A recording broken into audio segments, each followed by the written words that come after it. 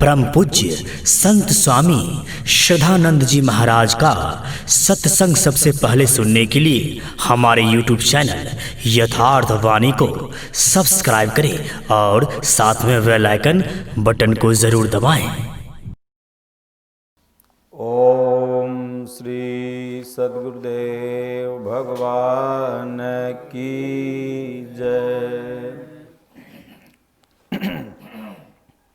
गुरु ब्रह्मा गुरु विष्णु गुरुदेवो महेश्वरः। गुरु साक्षात् परं ब्रह्म तस्मै श्री गुरुवे नमः।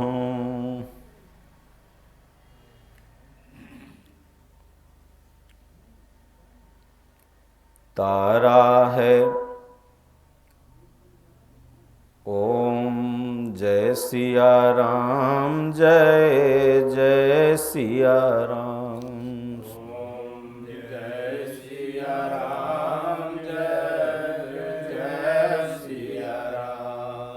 सिया राम माया सब जग जानी। सिया राम मैं सब जग जानी। करहूँ प्रणाम जोरी जुग पानी।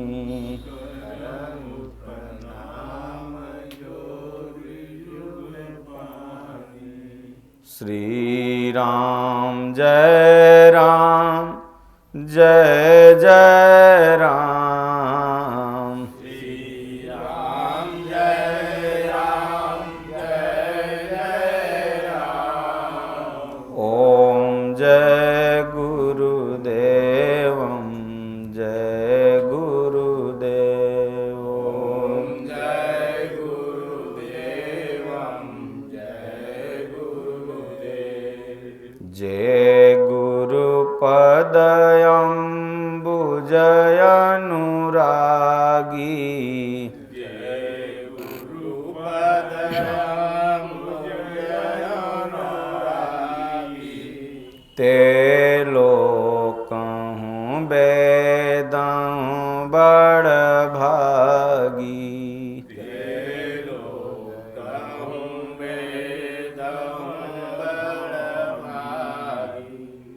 पापी हूँ जाकर नाम सुमिरी हैं। पापी हूँ जाकर नाम सुमिरी हैं। सुमिरी सुमिरी भव सागर तरी हैं।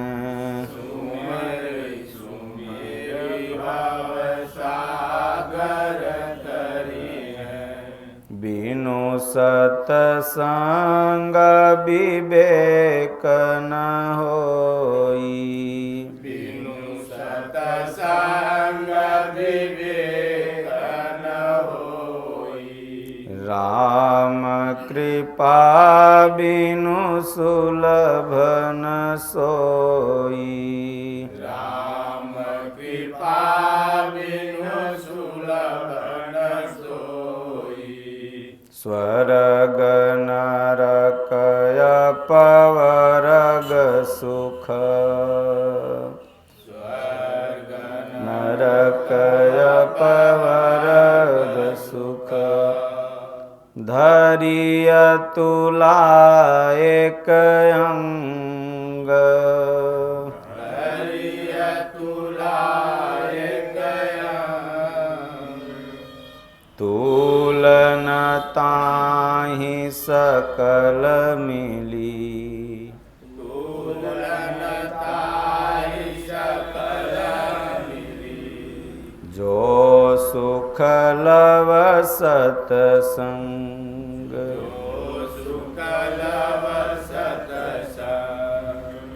का कहोहि पिक बकउ मराला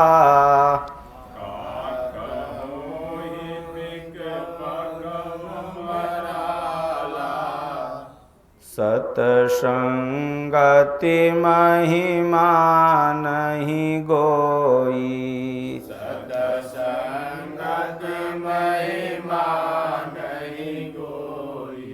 सुनिया चरज करहि जन कोई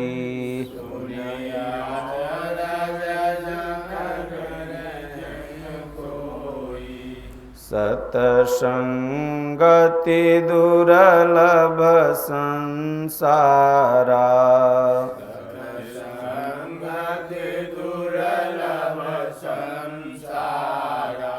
निमिष दांड भरिए कहूँ बारा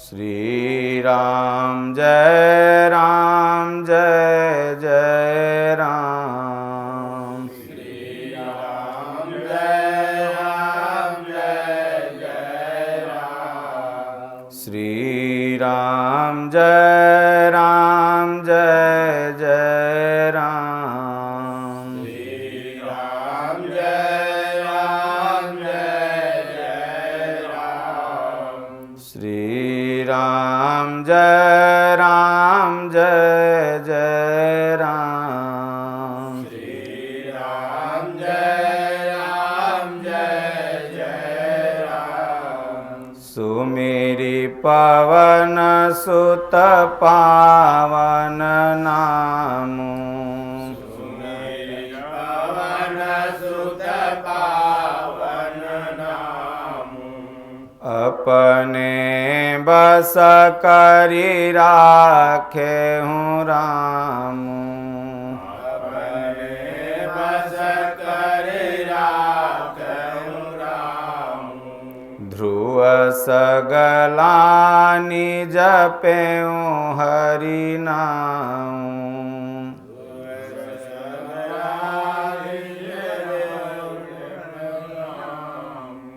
पावाय चलय अनुपम ठाऊं पावाय चलय अनुपम ठाऊं श्री राम जय राम जय जय राम श्री राम जय राम जय जय राम श्री राम जय राम जय जय राम श्री राम जय राम जय जय राम बोलिए श्री सद्गुरुदेव भगवान की जय। आज एक भगत का प्रश्न है, जौनपुर का भक्त है, उत्तर प्रदेश का। पूछा है, महाराज जी मकर संक्रांति क्यों मनाई जाती है? खिचड़ी आज जो है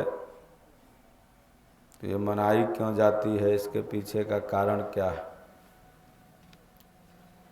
क्योंकि संसार में जब कोई भी कार्य होता है तो उसका कारण भी होता है, और बिना कारण का कोई कार्य नहीं होता है। तो इसलिए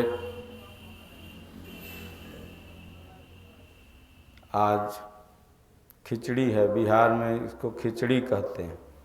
इसके कई नाम है, पूरे भारतवर्ष में मनाई जाती है। जहाँ भी भारतवासी हैं देश विदेश वहाँ भी मनाते हैं। नेपाल में भी मनाई जाती है। इसको कहीं कहीं पोंगल कहते हैं, पोंगल। बिहार में खिचड़ी, उत्तर प्रदेश में खिचड़ी, असम में इसको भोगाली बिहू कहते हैं, और कई राज्यों में उसको उत्तरायणी बोलते हैं। इसलिए देखते हैं आज उत्तरायणी गंगा के किनारे नहाने का भी महत्व है, जहाँ पर माता गंगा जी, बोला धीरे धीरे बतियाएंगे, तो मतलब के उत्तरायणी गंगा जी जहाँ हैं वहाँ लोग स्नान करते हैं। तो इसलिए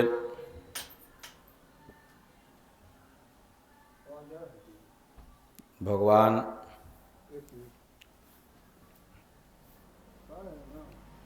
भास्कर जो हैं, एक तरह से उनकी भी यह पूजा है,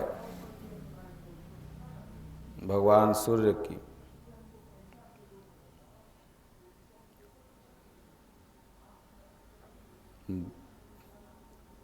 मनाई क्यों जाती है कि मकर रेखा पर आज से सूर्य भगवान आ गए। पहले कहाँ थे? तो कर्क रेखा पर, दक्षिणायन में। भगवान सूर्य कहाँ थे? दक्षिणायन में। तो दक्षिणायन में जब थे तो उस समय चंद्रमा का प्रभाव होता है, तो शीत ऋतु रहती है, यानी ठंडा हम लोग को पड़ रहा है ना अभी, लेकिन आज से देखना गर्मी चालू हो जाएगी, क्योंकि भगवान उत्तरायण हो गए, और जब उत्तरायण में पहुँचेंगे तो इसमें सूर्य का प्रभाव हो जाएगा, चंद्रमा का प्रभाव घट जाएगा, और ओरिजिनल आज से ही दिन बड़ा होगा। 25 दिसंबर से तो बड़ा होने लगता है, लेकिन अब आज के बाद से दिन और बड़ा प्रतीत होने लगेगा, क्योंकि भगवान सूर्य का दिन, इसलिए दिन बड़ा होगा और चंद्रमा रात में उगते हैं तो वो छोटा हो जाएगा धीरे धीरे करके, इसलिए कि चंद्रमा का प्रभाव नष्ट होगा।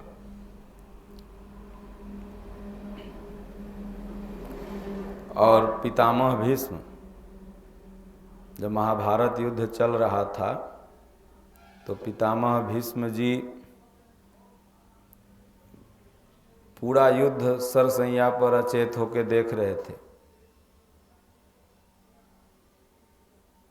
क्यों देख रहे थे? क्योंकि उन्होंने यह प्रतिज्ञा ली थी कि जब हस्तिनापुर सुरक्षित हो जाएगा तभी मैं अपने प्राण को त्यागूंगा, क्योंकि उनको इच्छा मृत्यु का वरदान था। इच्छा मृत्यु उनको थी, यानी जब चाहेंगे तभी मरेंगे। तो महाभारत युद्ध समापन हो गया। उन्होंने देखा कि हस्तिनापुर का नरेश धर्मराज युधिष्ठिर बन गए। पांडवों ने सुयोग्य ढंग से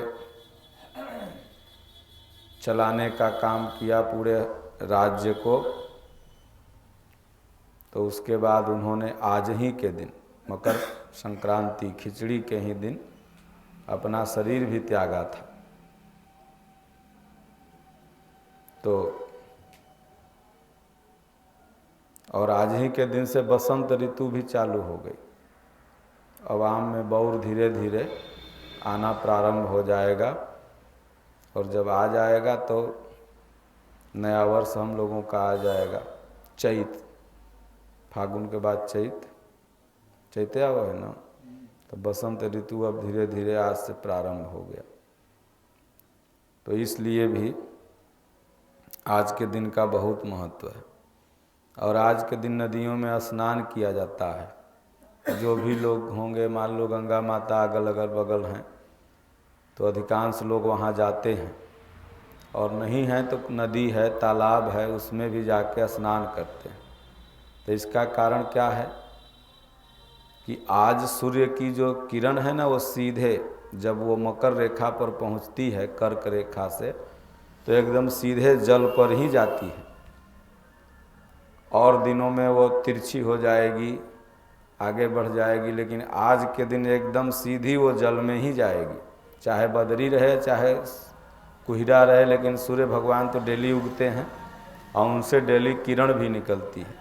तो उन किरणों से विटामिन डी हमेशा प्रवाहित होती रहती है। तो जब आज जल में सीधी जाती है वो किरण, तो जल आयुर्वेद हो जाता है। खुला जल जो है एक तरह से मेडिसिन हो जाता है। तो उसमें स्नान करने से भर ठंडा में जो फुंसी फोड़ा देह में हो जाए ना, साल कंबल ओढ़ने से या घूरा उरा तापने से, तो सब धीरे धीरे ठीक हो जाता है, अगर पवित्र जल हो, शुद्ध जल हो तब। इसलिए आज के दिन नदियों में स्नान भी किया जाता है। और आज सूर्य भगवान के पुत्र शनि की भी पूजा होती है। सूर्य के ही पुत्र शनि देव हैं, तो आज सूर्य भगवान और शनि देव दोनों की पूजा होती है। इसलिए देखते हैं लोग आज तिल दान करते हैं, तिल, काली तिल दान करेंगे।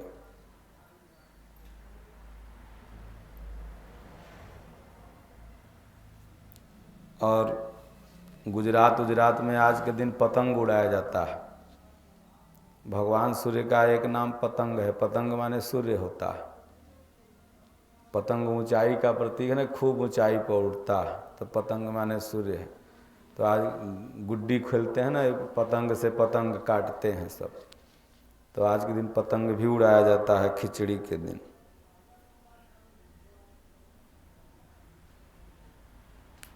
लेकिन हमारे शास्त्रों में इसका क्या महत्व है। और मकर संक्रांति का शाब्दिक अर्थ भी होता है फसलों का त्यौहार। मकर संक्रांति का शाब्दिक अर्थ आप ढूंढेंगे तो उसका मतलब होगा फसलों का त्यौहार।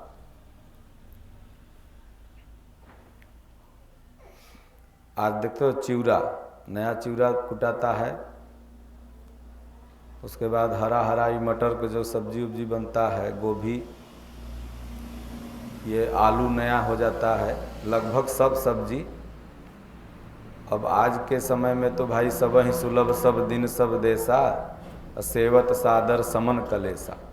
अब मटर गर्मियों में मिल रहा है और ठंडियों में मिला, पता ही नहीं चलता है कि कब मटर का सीजन है, कब चना का सीजन है। लेकिन वास्तविक यही सीजन है, नहीं समझ रहे हो, यही में नया नया फल उगता है।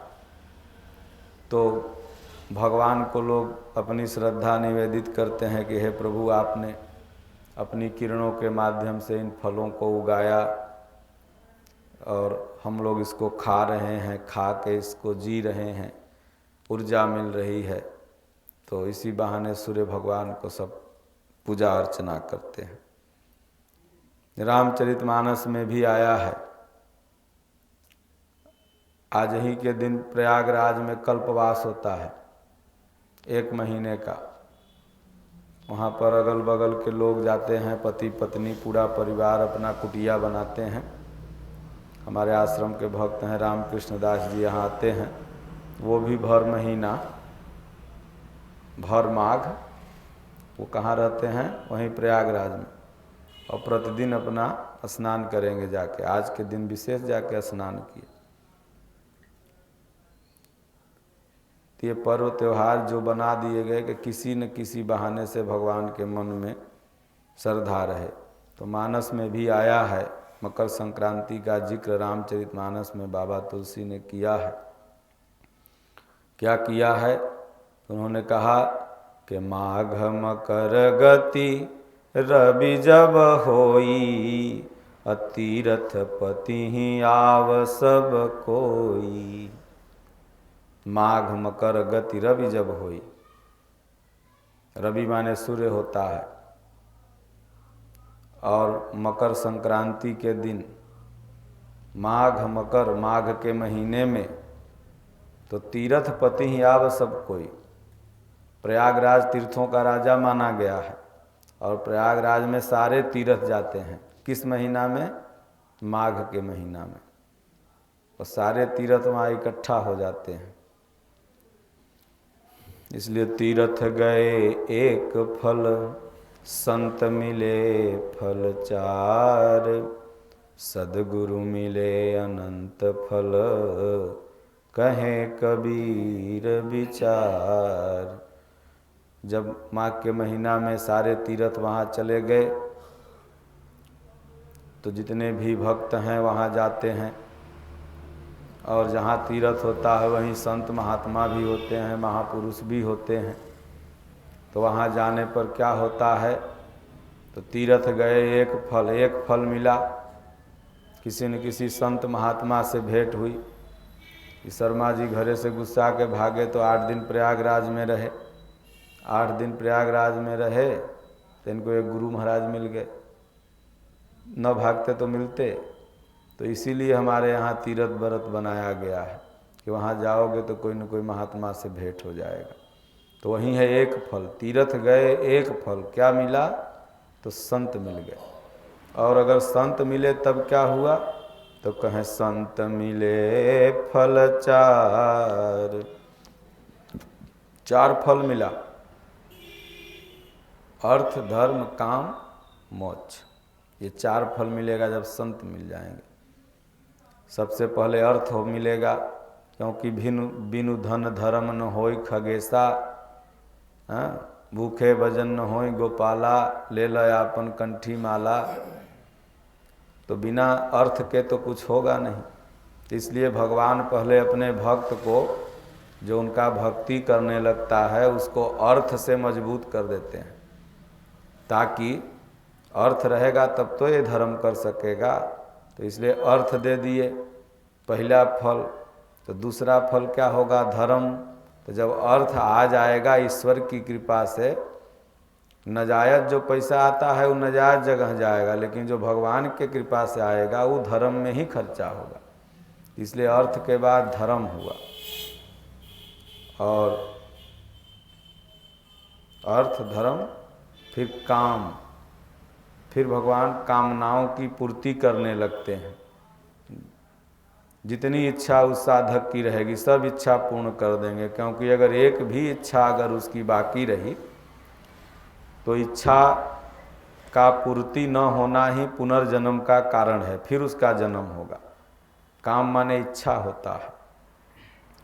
तो इसलिए गोस्वामी जी ने कहा कि जो राम की परमात्मा की भक्ति करता है, तो जो इच्छा राखहु मन माही, हरि प्रसाद कछु दुर्लभ नाही। सारा इच्छा भगवान होकर पूरी कर देंगे, और उसके बाद तब मोक्ष, लास्ट में मोक्ष मिलेगा। जब सब इच्छा पूर्ण हो जाएगी, कुछ बाकी नहीं रहेगा। मनु शतरूपा की सारी इच्छा पूर्ण हो गई, यहाँ तक भगवान भी कह दिए कि चलो मैं तुम्हारे पुत्र रूप में आऊँगा, तो उनको मोक्ष मिल गया। इच्छाओं का पूर्ण होना या नष्ट होना ही तो मोक्ष है। तो मान लो हमको अभी दही खाने का मन कर रहा है, तो जब उसको खाएंगे तो इच्छा पूर्ण हो गई। इच्छा पूर्ण हो गई तो फिर मन नहीं करेगा, फिर जब भूख लगेगी तो करेगा।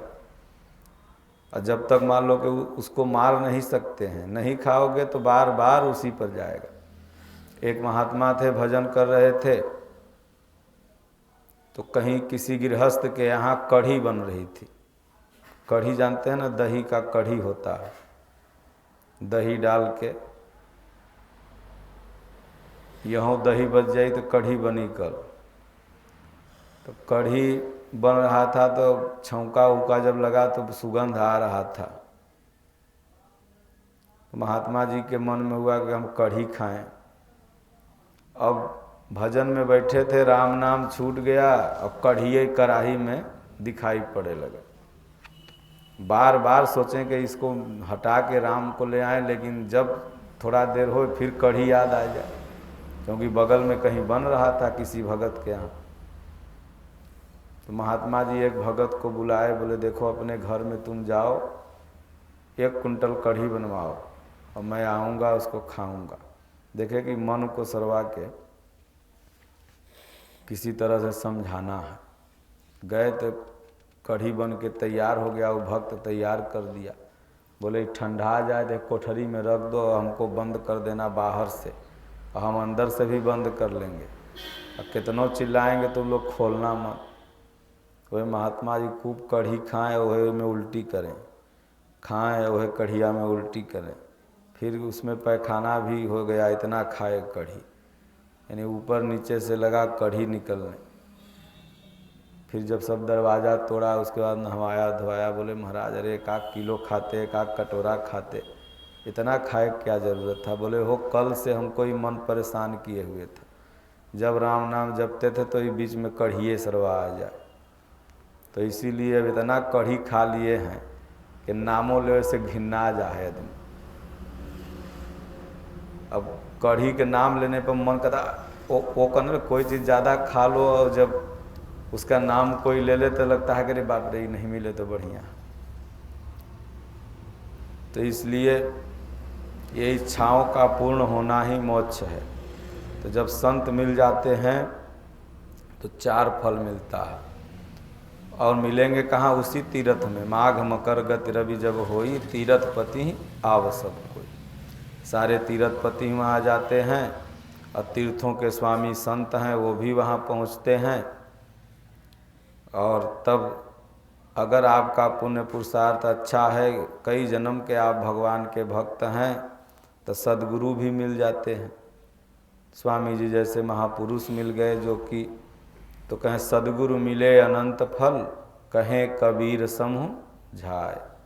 कहीं अगर सद्गुरु मिल गए तो फिर आपको अनंत फल मिलेगा। अनंत फल का मतलब अनंत जीवन, जिस जीवन का कभी अंत न हो। शरीर का अंत हो जाएगा लेकिन उस जीवन का अंत नहीं होगा। भगवान राम को सद्गुरु मिले, आज भी राम जी जिंदा हैं। भगवान बुद्ध को सद्गुरु मिले, आज भी भगवान बुद्ध जिंदा हैं। परमहंस बाबा जिंदा हैं, हमारे दादा गुरु महाराज जिंदा हैं। अनंत जीवन मिल गया, वो जीवन कभी नष्ट नहीं होगा। उसको कोरोना भी नष्ट नहीं कर सकता है। इस शरीर को नष्ट कर लेगा लेकिन अनंत जीवन को नष्ट नहीं कर पाएगा। तो इसलिए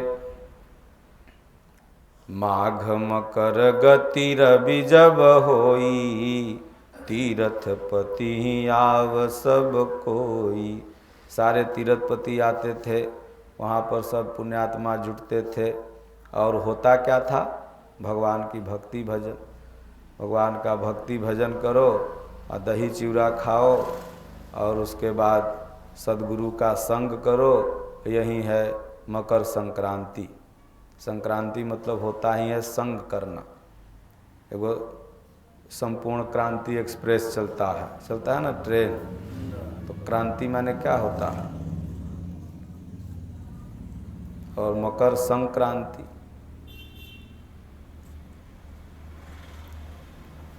तो कहने का तात्पर्य है। तो वहाँ पर कौन ऋषि रहते थे? तो भरद्वाज मुनि बसहि प्रयागा, तीनहि राम पद अति अनुरागा। और भरद्वाज ऋषि प्रयागराज के संत थे और उनको भगवान राम में अत्यंत अनुराग था। भगवान श्री राम निषाद राज भरद्वाज मुनि की कुटिया में पहुँचे तो भरद्वाज मुनि ने निषाद राज को नीचे बैठा देखा। निषाद राज भी वहीं का था, प्रयागराज का। आगे श्रृंगवेरपुर है, वहीं का था वो। तो वो नीचे बेचारा बैठा, देखा हम अछूत हैं, नीचे बैठेंगे। तो भरद्वाज मुनि ने कहा कि अरे निषाद राज नीचे क्यों बैठे, ऊपर बैठो ऊपर बैठो। बोले नहीं भगवान, हम जहाँ हैं वहीं ठीक है, हम अपवित्र हैं। निषाद राज को भरद्वाज मुनि कहते हैं कि अरे पागल, अब राम जी ने अपवित्र छोड़ा किसको? ये तो भगवान ने जब से अपना लिया तो तीनों लोग को पावन बना दिया। तुम भी पावन बन गए, चलो ऊपर बैठो। फिर अपने साथ भरद्वाज मुनि बैठाए और फिर भगवान से हाल चाल पूछे, फिर दर्शन किए, फिर विदा किए। तो कहने का तात्पर्य है कि जो भी ये पर्व त्यौहार हैं, ये मात्र केवल एक प्रभु में श्रद्धा स्थापित करने की ही प्रेरणा देते हैं। भजन कीर्तन सत्संग करने की ही प्रेरणा देते हैं। और ऐसा नहीं कि सिर्फ दही चिवड़ा खाया और उसको पचाने के लिए फिर दवाई खाया और हो गया, खिचड़ी मना लिए, नहीं। इसका एक महत्व है। और ये पूरे विश्व में मनाया जाता है, भारत में भी तो यहीं का त्यौहार ही है। तो यह प्रकृति से जुड़ा हुआ त्यौहार है और प्रकृति के सिद्धांत पर ही ये मनुष्य चलता है। अभी मान लो थोड़ा गर्मी बढ़ जाए, सर्दी खांसी आने लगेगा, थोड़ा ठंडी बढ़ जाए तो फिर कंबल हम लोग ओढ़ने लगेंगे। तो ये जो मनुष्य है, प्रकृति से अटैचमेंट है। प्रकृति के बिना मनुष्य जीवन की कल्पना नहीं की जा सकती। तो इसलिए हमारे संतों ने, महापुरुषों ने पर्यावरण को भी शुद्ध रखने के लिए लोगों को बताया, कहा कि नदियाँ सुरक्षित कैसे रहें, वृक्ष सुरक्षित कैसे रहें। भगवान सूर्य की जो रेडियो एक्टिव किरणें हैं वो धरती पर कई परतों से छन करके आती हैं। ओजोन परत में छेद न हो, नहीं तो फिर वो जब किरणें यहाँ आ जाएंगी तो फिर मनुष्य जीवन की कल्पना नहीं होगी। तो उसके लिए प्रदूषण कम करना है। तो इसलिए संत महात्मा जो सदैव हुए, आयुर्वेद के पक्षधर कौन थे? संत महात्मा थे। महर्षि पतंजलि इतने बड़े महापुरुष हुए, लेकिन उन्होंने ये मानव जीवन स्वस्थ कैसे हो उसके लिए योग दिया, आयुर्वेद दिया। क्योंकि अब मान लो हमारी तबीयत खराब है तो राम नाम अच्छा लगेगा, तुम जपोगे तो कहेंगे रे पागल क्या हल्ला कैले, चल बंद कर। तो शरीर इसलिए कहा गया है कि पहला सुख हो सुंदर काया और दूजो सुख कुछ घर में माया। अब घर में दाम है न हो तो राम नाम अच्छा सो है तन, वहाँ बेटवा बेटिया कलप रहा है और तू यहाँ राम राम जप रहा है तो भी नहीं सुहाएगा। और तब तीजो सुख हो, ये भगवान के भक्ति नहीं समझ रहे हो। पहला सुख हो सुंदर काया, दूसरा सुख हो कुछ घर में माया, तीसरा सुख तब ये सत्संग अच्छा लगेगा, भगवान के भक्तियों अच्छा लगेगी। तो इसलिए प्रकृति को हमेशा मनुष्य को ध्यान देना होगा। जहाँ रहो वहाँ स्वच्छता रखो। यही मकर संक्रांति है, यही हमें यह बताती है खिचड़ी। और फिर खिचड़ी बना के खाया जाता है। तो खाने पीने के साथ साथ ये प्रकृति के तरफ हमको ज़्यादा ले जाती है। कोई भी जो भी पर्व त्यौहार है वो वैज्ञानिक है, वैज्ञान से जुड़ा हुआ है। वो आध्यात्मिक कम है, वैज्ञानिक ज़्यादा है। तो चलते फिरते भगवान का नाम जपिए, संग सदगुरु का संग करिए। यह खिचड़ी है। खिचड़ी खाते हैं ना, तो खिचड़ी मतलब ये पूरा संसार है खिचड़ी है, सब इसमें मिला जुला है। और उसको तो खिचड़ी का मतलब क्या हुआ कि सब मिलजुल के रहो। गोभी, टमाटर, बैगन, आलू, हैं, प्याज, लहसुन, बैगनों सब कुछ खिचड़ी में पड़ जाए ना, घी, जीरा, गोलकी, गरम मसाला। उसी तरह पूरा समाज में कोई ऊंच होगा, कोई नीच होगा, कोई अच्छा होगा, कोई पागल होगा, तो सब खिचड़ी के तरह मिल के रहो, तब वो समाज सुंदर हो जाएगा। ये नहीं कि बैगन अलगे उल्टल है तो मटर अलगे उल्टल है। हैं, घर में भी रहो तो खिचड़ी के तरह रहो। भाई है तो मिल के रहो। समाज में रहो तो समाज सब खिचड़ी के तरह रहो, मिल के रहो, तो उसका शोभा है। इसलिए इसका नाम खिचड़ी भी पड़ गया। तो बोलिए श्री सद्गुरुदेव भगवान की जय। श्री राम जय राम जय जय राम। श्री राम जय राम जय जय राम। श्री राम जय राम जय जय राम। श्री राम जय राम जय जय राम। श्री राम जय राम जय जय राम। श्री राम जय राम जय जय राम। राम नाम के जाप से, राम नाम के जाप से, राम नाम के जाप से, राम नाम के जाप से, सकल पाप कट जाए, सकल पाप कट जाए, जैसे रवि के उदय से, जैसे रवि के उदय से,